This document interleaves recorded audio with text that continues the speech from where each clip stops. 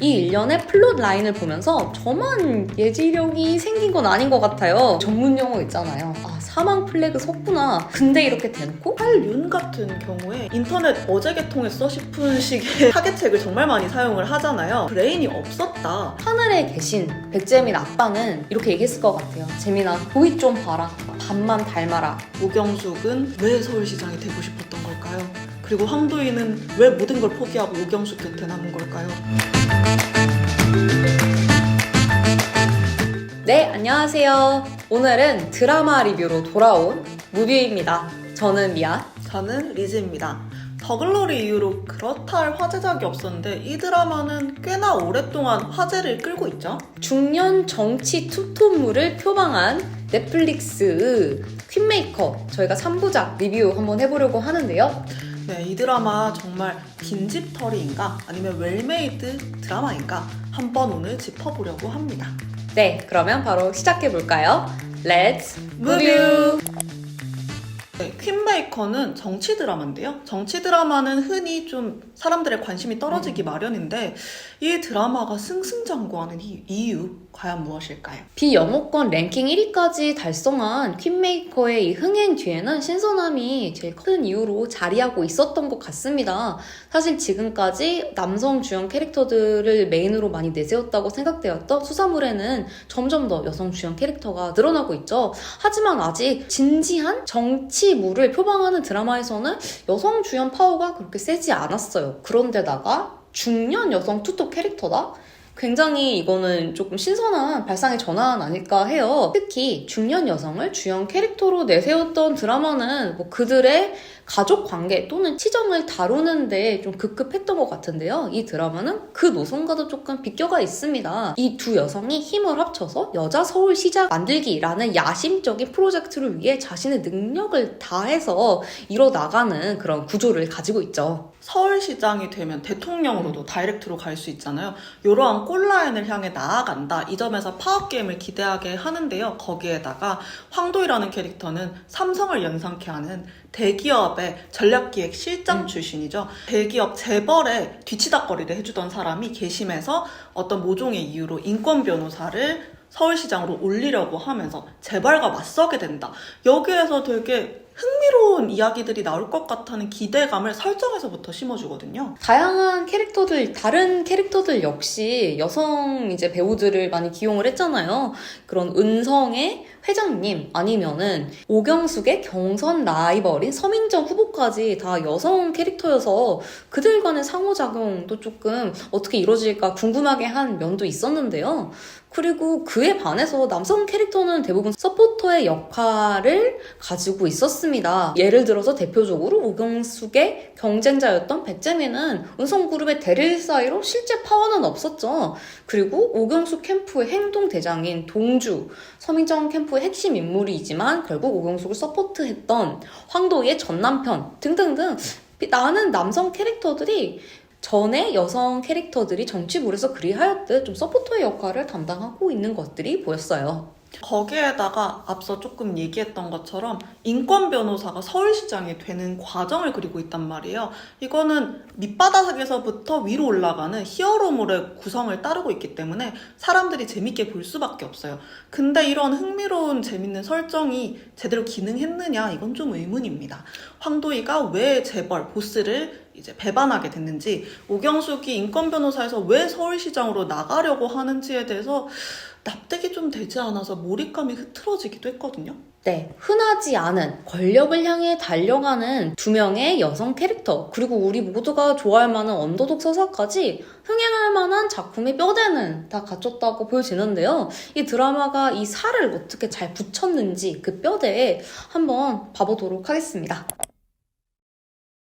먼저 주인공인 황도희와 오경숙 그리고 은성에 대해서 조금 얘기해볼까요? 황도희는 백재민을 서울시장으로 만들어라 라는 회장의 명을 거역한 대가로 차, 집은 물론이거니와 모든 부, 그리고 아버지의 신장 이식 수술 찬스까지 빼앗기게 되잖아요. 이 황도희가 재벌가에서 돌아선 그 계기가 그럴 만한 납득이 되는 계기점이었나요? 백재민이 피해자인 것처럼 포지셔닝한 게 황도희가 각성하게 된 시발점이었죠.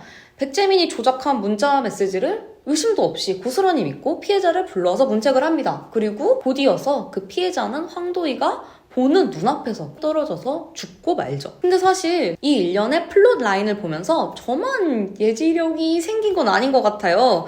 사실 국지연이 벌벌 떨면서 엘리베이터에서 나오는 한잇을 보면서 쌩안이 지나갈 때나 이제 황도희가 타야 할 차를 잡은 샷이 조금 이거 왜 이렇게 늘어지지? 라고 느낌이 들 때 저희 전문 용어 있잖아요. 아, 사망 플래그 섰구나. 이렇게 생각을 했는데 또 이런 생각도 들었죠. 근데 이렇게 대놓고 공감한 게 설마 저기에서 떨어져서 죽진 않겠지. 설마 저 차 위에 떨어져서 죽는 걸로 1화가 끝나지는 않겠지 했는데 전부 다 그렇게 됐거든요. 1화에서 계기 변화점이 있는 건 너무 좋아요. 근데 이게 너무 황당하다는 거죠. 이 모든 것들을 좀 총괄적으로 저는 생각을 해봤을 때 황도희가 이런 일을 겪었어요. 그래서 이슬이가 죽는 거를 목격을 했지만 그래도 재벌가에 충성을 다했어요. 근데 어떠한 사건을 계기로 재벌가 때문에 아버지를 잃게 된다. 이 정도의 계기가 된다면 저는 설득력이 있었을 거라고 보거든요. 지금은 아니었던 것 같아요. 그 하나로 좀 약했던 것 같아요. 정말 상황 파악이 안 되는 거야? 이런 마음이 조금 들었거든요. 뭐 백재민의 여성 편력이야 극 중에서는 좀 시시하긴 하지만 다들 알고 있었던 비밀인 것 같고 범죄를 제가 축소하려는 건 아니지만 그런 마음가짐으로 은성의 그 자리에 올라가지는 않았을 거 아니에요. 그게 바로 황도희 캐릭터의 매력이고요. 그런데 이 선택은 황도희 캐릭터의 매력을 오히려 반감시키고 있다고 저는 생각해요. 게다가 은성그룹의 서포트로 가능해진 아버지의 신장 이식 수술을 목전에 앞두고 이런 깽판을 치죠. 아니, 최소한 수술까지는 기다려볼만 하지 않나 하고 생각하는데요. 피도 눈물도 없는 은성그룹의 해결사 치고는 굉장히 나이브하고 감정적인 처사가 아닌가 생각했습니다. 저는 은성그룹이 선택한 백재민 카드 서울시장으로 내보낸다는 것 자체가 성립이 안 된다고 생각했기 때문에 더 말이 안 됐는데요. 분노조절 장애인 것 같은 둘째 딸을 커버한다는 것 외에는 여자 문제가 너무 많죠. 혼자만의 장점이라고 할까요? 메리트라고 할까요? 장사꾼일 텐데 은성그룹 회장이면 그 장사꾼이 카드로 선택해서 돈을 그렇게 많이 부어서라도 서울시장으로 옹립할 수 있느냐? 안 된다고 생각을 했거든요. 그러니까 황도희 입장에서는 오히려 척을 지기보다는 회장을 설득해서 카드를 바꾸는 편이 나았을 수도 있을 것 같은데 보면서 계속 이상했었어요. 백재민 캐릭터에 대해서 조금 더 얘기를 해보자면은 장점은 극히 적죠. 뭐 장점 얘기해볼까요? 멀쩡한 허우대, 애처간 이미지. 그런데 단점은 너무 차고 넘치는 것 같아요. 일단 첫 번째로 멍청하죠. 멍청하고 인성그룹의 이런 재력으로도 커버가 안 될 만큼 명이 셉니다. 그리고 행동력도 없고 아니 아무리 꼭두각시 노력을 한다고 해도 재민이라는 사람 자체가 너무 뭐랄까 위협감이 없다고 해야 될까요? 게다가 경선을 진행하는 상황에서 국지연과 그렇게 스캔들까지 낼 건 뭡니까? 진짜 제가 칼륜이라면은 아마 두통약을 달고 살지 않았을까. 그리고 후반에 가서 밝혀지는 백재민 아빠의 서사에서도 저 할 말이 조금 있는데요. 도대체 그걸 왜 넣었을까 하는 질문을 제가 계속 했어요. 그러니까 이 스토리를 넣어서 칼윤과 엮이잖아요. 칼윤이 이제 백재민의 아빠를 자살하게 만들었다. 인데 막상 그 충격적인 전말을 알고 난 뒤에도 칼륜한테 진짜 치명상 하나도 못 입히고 자신의 아빠처럼 칼륜한테 쓱싹 킬 당하잖아요. 아니 이러려고 이 스토리를 넣은 건가? 저는 조금 이상했거든요. 그래서 아빠인 원수를 가족의 원수를 그냥 냅둬? 하늘에 계신 백재민 아빠는 이렇게 얘기했을 것 같아요. 재민아 도희 좀 봐라. 걔는 아빠 죽었다고 다 뒤집어 놓는다. 밥만 닮아라. 이렇게 얘기하지 않았을까요? 진짜 왜 들어간 서사인지 전 아직도 고민하고 있습니다.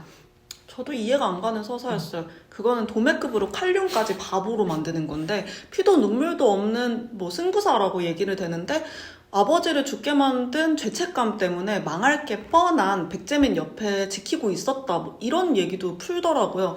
말이 되나? 라는 생각을 했고 이런 얘기처럼 황도희가 재벌가에서 돌아서는 계기도 좀 납득이 안 갔고 재벌가에서 백재민 카드를 끝까지 고집하는 이유도 설득력이 없어서 몰입감이 떨어졌는데 뭐 이거 판타지니까 다 그래 그럴 수 있다 그렇게 했었을 경우 오경숙이 왜 서울시장이 되겠다고 마음을 먹었는지도 안 나온단 말이에요. 황도희가 와서 하자고 하니까 한 느낌? 근데 그렇게 했을 때 이 드라마가 보여주려고 했던 중요한 투톱 정치 원팀 서사가 성립이 되기 어렵다는 거죠. 오경숙은 왜 서울시장이 되고 싶었던 걸까요? 그리고 황도희는 왜 모든 걸 포기하고 오경숙 곁에 남은 걸까요? 드라마를 다 보고 났는데도 이해가 안 가는 이 부분이 해소되는 부분이 있었다면 투톱을 보는 재미가 더해졌을 것 같아요. 인권 변호사로 활동하는 것도 보통 일은 아니잖아요. 게다가 시민단체 활동에 잔뼈가 굵은 이런 설정이라면 정치판 아니면 선거판이 어떻게 돌아가는지도 좀 잘 알고 있지 않을까요? 그런데 서울시장에 출마하겠다고, 그것도 백재민이 판을 깔아오는 행사장에서 정말 앞뒤 재지 않고 지를 때, 아니 그럴 거면 최소한 끝까지 밀어붙이겠다는 신념은 가지고 말했어야 하지 않나. 그 정도의 뚝심은 유권자가 시장한테서 보고 싶어 하지 않나? 이런 생각이 들었어요.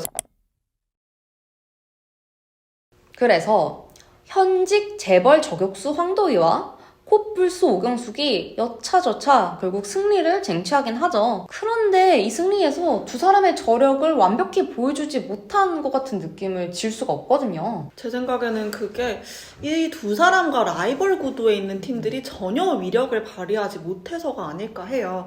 여기서 존재감이 그나마 많은 칼윤 같은 경우에 이게 승부사가 맞나 싶을 정도로 상당히 감성적이거든요.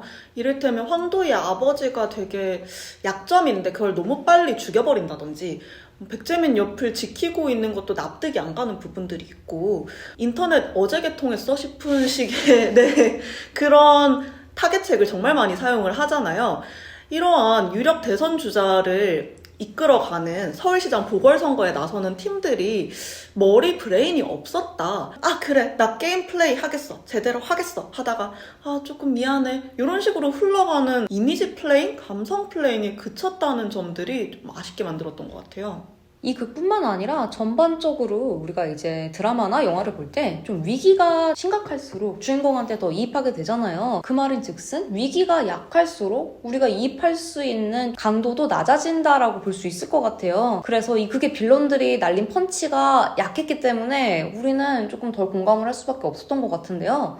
은성은 손영심 회장도 그래요. 아니 황도희가 알고 있는 비밀이 한두 개가 아닐 거 아니에요. 그러면은 논리적으로 따져봤을 때 황도희를 그렇게 놔두는 게 말이 되나요? 황도희 아빠는 그렇게 막 자비 없이 죽였으면서, 게다가 황도희 집에 친히 찾아와가지고 경고 아닌 경고까지 날려주고, 이런 행동이 이해가 정말 되지 않는다고 느꼈어요. 진짜 출생의 비밀이 회장의 둘째 딸이 아니라 황도희가 아니었나? 라는 생각을 하게 만들 정도였어요. 숨겨진 딸, 숨겨진 엄마라고 막장 스토리긴 하지만 그렇게 해야만 이해가 될 정도로 손 회장이 너무 친절하단 말이에요. 나한테 심지어 칼을 들이대는 부하 직원한테 친절하다고? 납득이 안 갔습니다. 사실 이 드라마에서는 빌런다운 빌런이 없죠. 현실 정치랑 비교를 해봐도 정치인들이 빌런이 될 수도 있거든요. 여야당 무엇합니까? 다른 사람들 뭐예요? 이 사람들 막아설 수 있는데 그런 위기도 없다는 거죠. 그래서 여성 서사도 좀 제대로 표현이 안 됐고 정치물도 제대로 그려지지 않는 너무나 판타지였다라는 생각을 했습니다.